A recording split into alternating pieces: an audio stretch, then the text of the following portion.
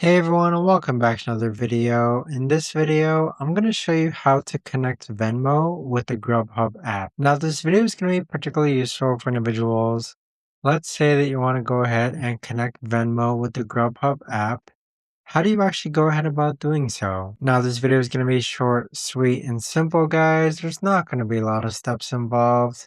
Now, in order to do this, what you're first going to do is log on to the Grubhub app. Next, click on Account on the bottom right-hand corner. Afterwards, click on Payment, then click on Add New Payment. Select Venmo, and then it's going to prompt you to launch Venmo so that you can connect Venmo with Grubhub. But there you have it, guys. That right there is the best and easiest way that I know of to actually go ahead and connect Venmo with the Grubhub app. If you guys know of a better or easier way to actually do this, let me know in the comments down below.